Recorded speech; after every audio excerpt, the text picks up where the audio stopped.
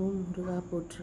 முருகர்கிட்ட கண்டிப்பாக எல்லாத்தையுமே கேளுங்க. கண்டிப்பாக என்னைக்குனாலுமே கண்டிப்பாக கொடுப்பாங்க. முருகரை நம்பினா யாருமே வந்துட்டு எந்த ஒரு சூழ்நிலையிலையுமே கைவிட மாட்டாங்க. என்னை பொறுத்த வரைக்குமே நான் வந்துட்டு முருகரை வந்துட்டு ரீசெண்டாக தான் லைக் பண்ணேன். பட் ஆனால் எனக்கு தேவையானது எல்லாத்தையுமே என் முருகர் கண்டிப்பாக கொடுத்துட்டு தான் இருக்கார்.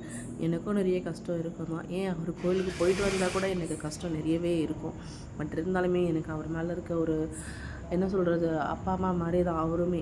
ஸோ உண்மையாக சொன்னால் உருகி மனசார நினச்சி எனக்கு இது வேணும் அப்படின்னு சொல்லிட்டு நீங்கள் ஒரு நம்ம அப்பாக்கிட்டே அம்மாக்கிட்டே கேட்குற மாதிரி கண்டிப்பாக நீங்கள் ஒரு ஒரு ரிக்வெஸ்ட் அவர்கிட்ட வச்சு பாருங்களேன். கண்டிப்பாக வந்துட்டு உங்களுக்கு கொடுப்பாரு.